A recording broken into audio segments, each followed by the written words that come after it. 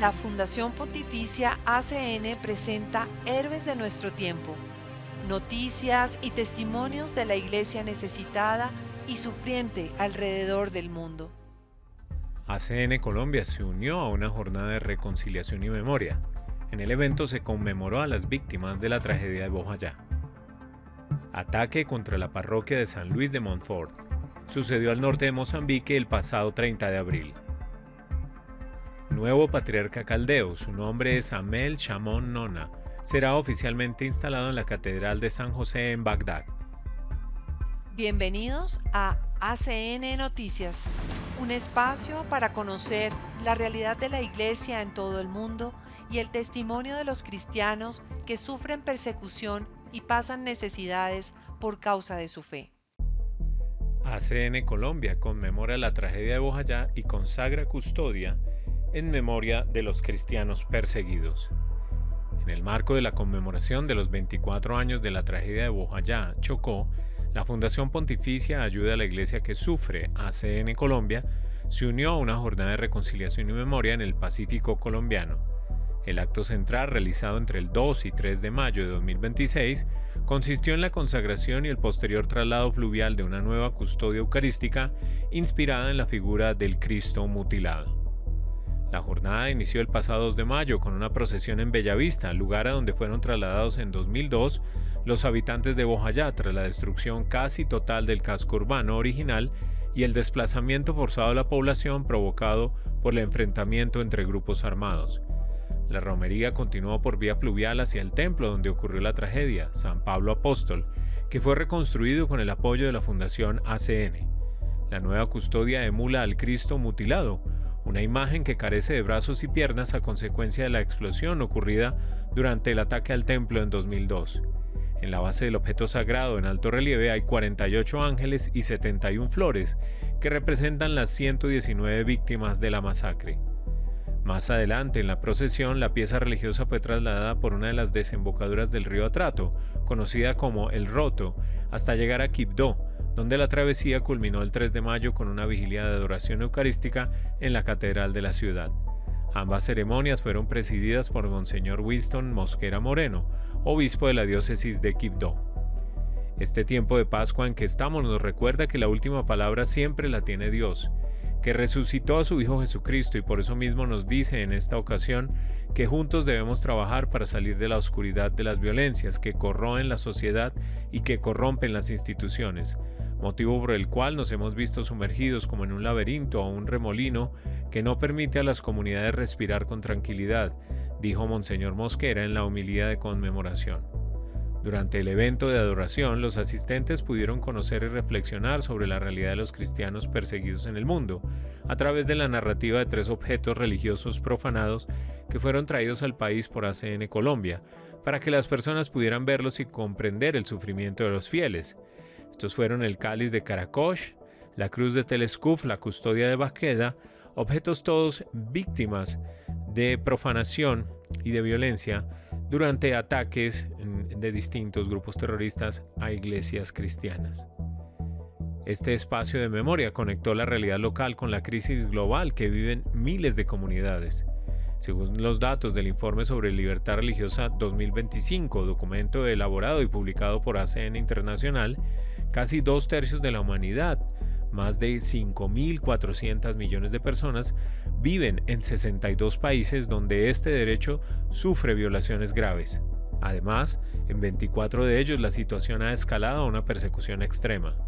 Adicionalmente, el deterioro de la seguridad pastoral en América Latina se hizo evidente con el asesinato de líderes religiosos y misioneros entre 2023 y 2024. A pesar de las dificultades, la Iglesia permanece en los territorios más abandonados. Mediante el acompañamiento y los proyectos de ACN Colombia, los benefactores extienden un abrazo de sostenimiento a las comunidades vulnerables.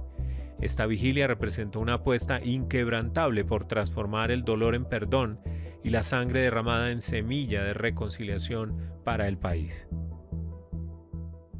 Islamistas reducen a escombros una iglesia histórica en el norte de Mozambique. El ataque contra la parroquia de San Luis de Montfort no causó víctimas entre los misioneros, pero ha generado un pánico generalizado entre la población cristiana. Una iglesia histórica en Mesa, en la región de Cabo Delgado, al norte de Mozambique, fue reducida a escombros durante un ataque de insurgentes yihadistas hace pocas semanas.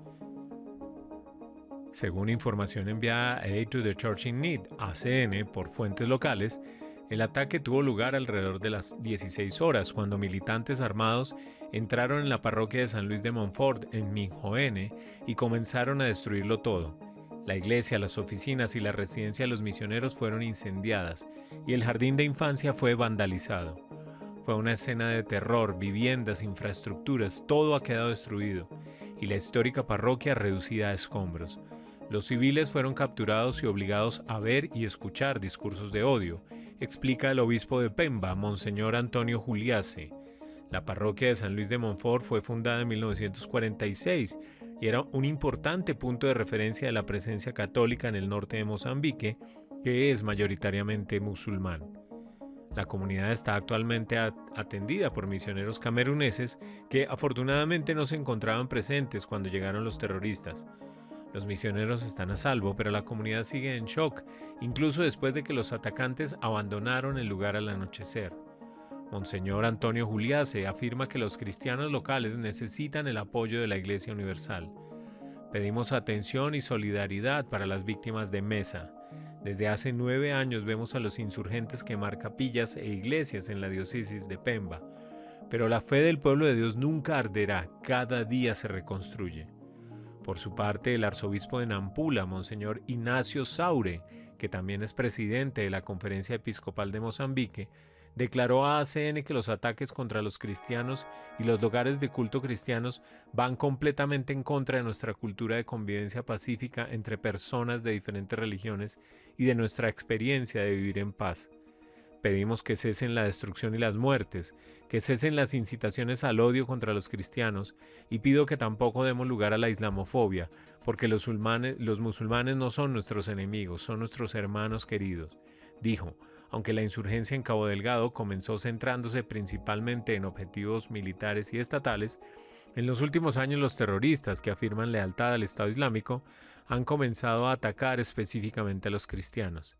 El conflicto en la provincia de Cabo Delgado, en Mozambique, ha causado al menos 6.300 muertos y más de 1 millón de desplazados desde octubre de 2017, afectando a población de distintas religiones y comunidades. En este contexto más amplio de violencia, al menos 300 católicos han sido brutalmente asesinados en ataques específicamente dirigidos contra cristianos, incluidos catequistas, agentes pastorales, fieles laicos y la religiosa italiana María de Copi, según Monseñor Antonio Juliase. En total, al menos 118 iglesias y capillas han sido destruidas durante la insurgencia, incluyendo este último incidente en Mesa. ACN continúa apoyando a la iglesia en Mozambique en medio de la crisis. Los proyectos incluyen ayuda humanitaria, apoyo psicosocial y la reconstrucción de infraestructuras. El Vaticano también ha mostrado su cercanía a los católicos de Cabo Delgado, realizando constantes llamamientos a la paz. En diciembre de 2025, el cardenal Pietro Parolin, secretario de Estado de la Santa Sede, visitó la región y escuchó de primera mano los testimonios de las víctimas. No temas, basta que tengas fe. Entrevista exclusiva con el nuevo patriarca caldeo Amel Shamon Nona. En 2015, el entonces arzobispo de Mosul dejó Irak rumbo a Australia después de que toda su comunidad tuviera que huir tras el avance del Estado Islámico. Una década más tarde regresa a Irak, ahora como nuevo patriarca de la Iglesia Caldea. El 29 de mayo, su beatitud Amel Shamon Nona será oficialmente instalado en la Catedral de San José en Bagdad.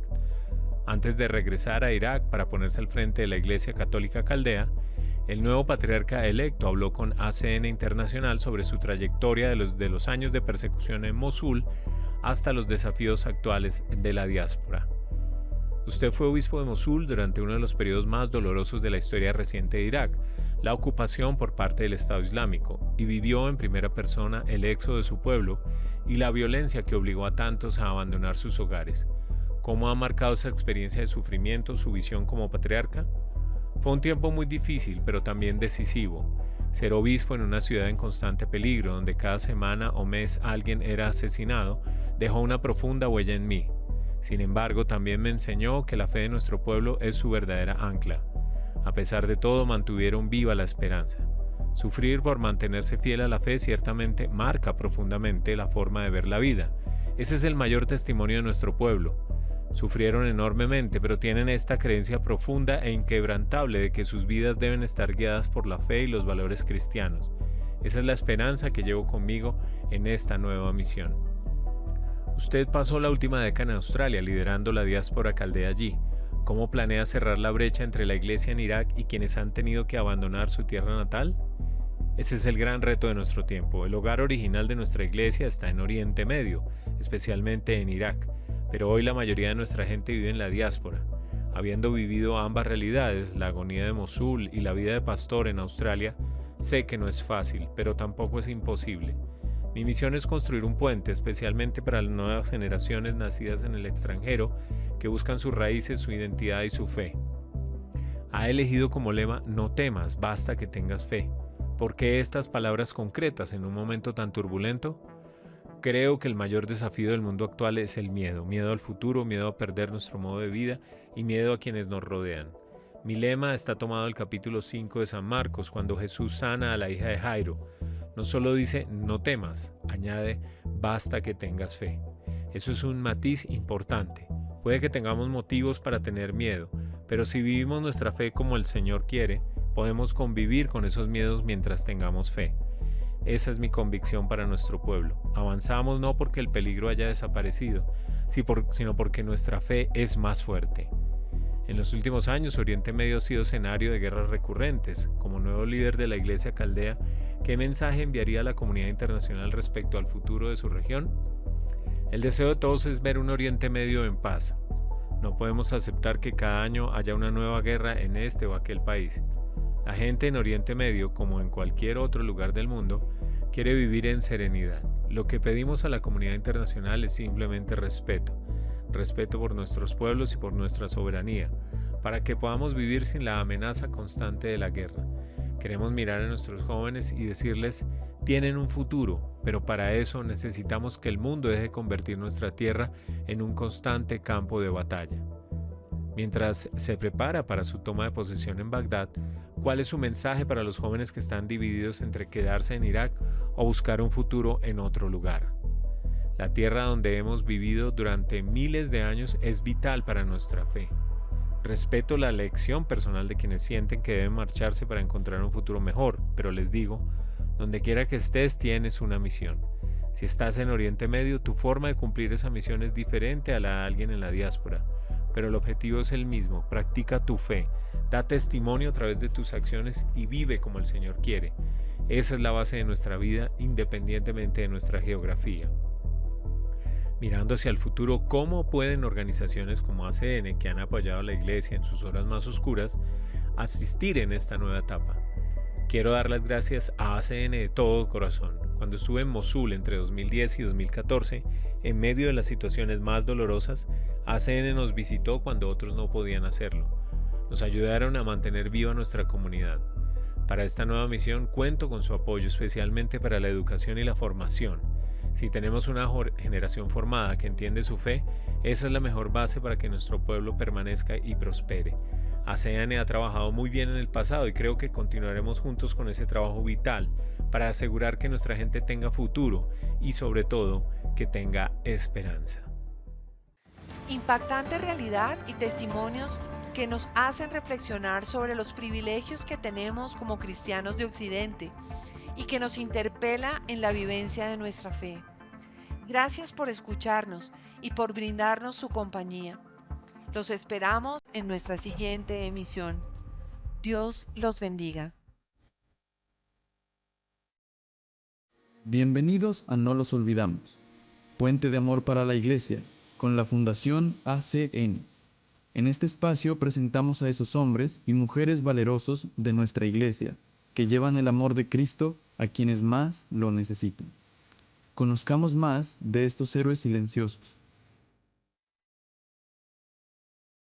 Gracias por esta bienvenida y por esta oportunidad que me dan para compartir mi experiencia de fe, mi experiencia de apostolado, para con ustedes, para fortalecer nuestra fe, nuestra esperanza, acompañar a nuestros hermanos perseguidos por la fe, por su testimonio, por ser cristianos. Me toca compartir un poquito del Congo, pero primero les hablaré del Congo para ubicarlo donde se encuentra. La República Democrática del Congo, conocido como Zaire o Congo belga, porque fue una colonia de Bélgica, es uno de los 53 países de África.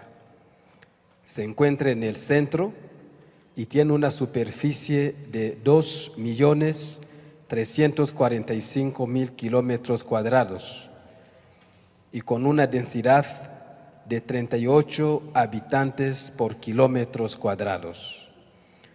La mayoría de la población congoleña es joven, 65% de su población es joven. Tuvo su independencia en 1960, el 30 de junio. La Iglesia Católica ingresó en el Congo, en la actual República Democrática del Congo, a finales del siglo XV. Fueron los misioneros portugueses que trajeron el catolicismo en el Congo. Después de que se suspendieron las misiones católicas de los jesuitas en Portugal, llegaron los franceses y los belgas para seguir la misión evangelizadora en el Congo. Actualmente, en la República Democrática del Congo, contamos con 48 diócesis, 50 obispos, 4.500 sacerdotes, una numerosa población católica. 60% de la población congoleña es católica. Luego tenemos otras religiones en el Congo, los kibanguistas, que es una religión tradicional que tiene al profeta Simón Kibangu. Tenemos los protestantes en sus diferentes grupos y tenemos los musulmanes. La Iglesia Católica cumple un rol muy importante, tanto en la educación, porque muchas de las escuelas en el Congo son administradas para la Iglesia Católica. En la salud, también muchos hospitales, y en la promoción social.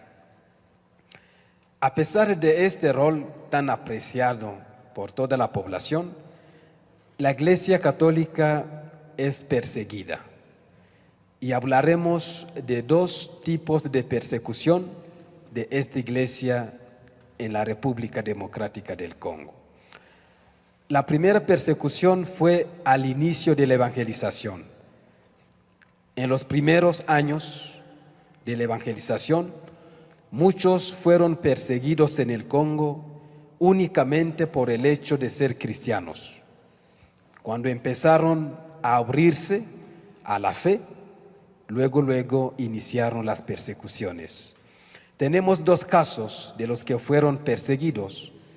La beata Marie Clementine Nengapete, que fue asesinada por el jefe de los grupos rebeldes porque la querían violar, y ella, por fidelidad a su virginidad, fue asesinada por el jefe de los grupos rebeldes.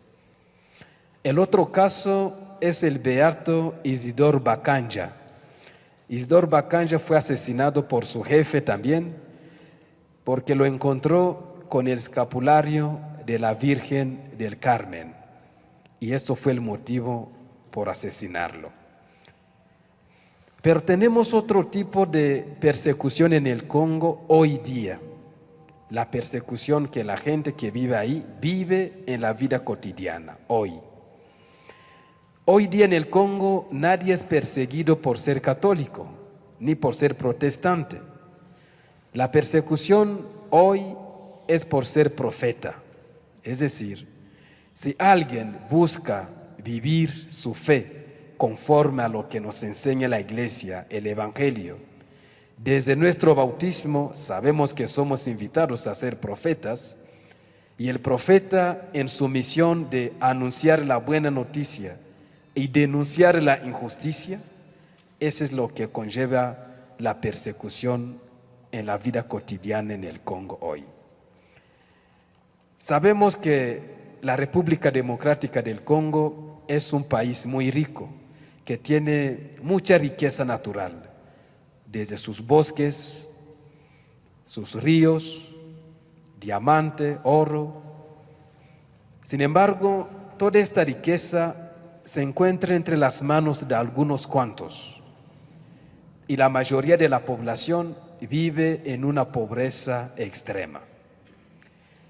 La única institución que puede llamar la atención al gobierno para que cumpla con su deber es la iglesia. Y cuando la iglesia ejerce su rol profético, es este momento precisamente que está perseguida. Porque los cristianos, tanto los fieles bautizados como los clérigos, al no estar indiferente ante las injusticias, la desigualdad, la falta de oportunidad, la iglesia vive en un momento tan fuerte de persecución. Porque tenemos a personas desplazadas de sus pueblos, porque cuando se descubre una mina en un lugar, en un pueblo, se desplaza a la gente que vivía allí sin darles otra oportunidad, ni siquiera otra alternativa. Y cuando la iglesia defiende a esta población, se le persigue. Y de muchas maneras, con chantaje, algunos son expulsados del país y hasta algunos son matados.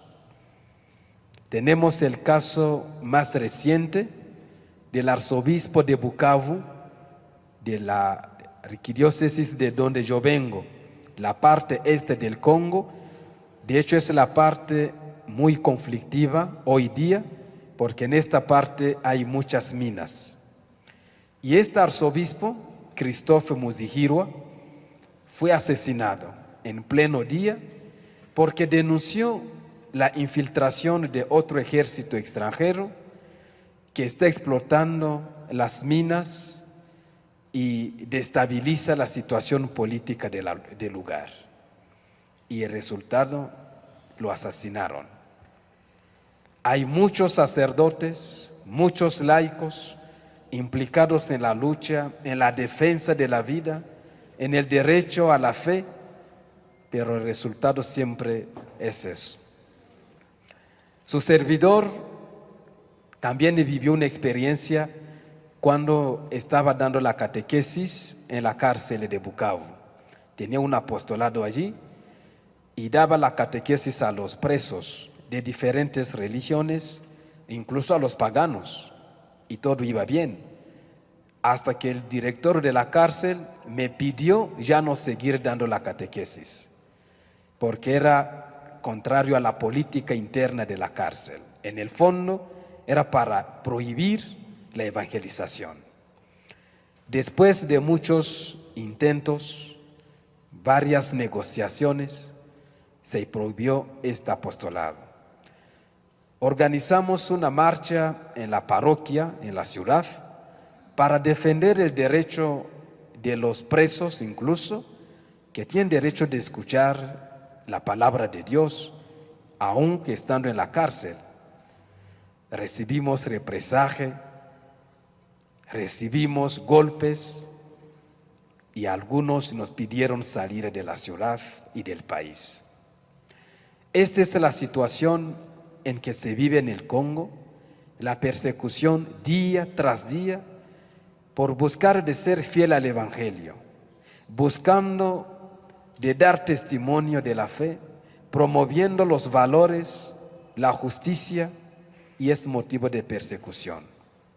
Sin embargo, a pesar de todo eso, la Iglesia Católica, entre las luces y las sombras, sigue dando buen testimonio, porque es la voz que todavía puede llamar la atención, y es la Iglesia creída todavía, tiene crédito ante la población, a pesar de la persecución.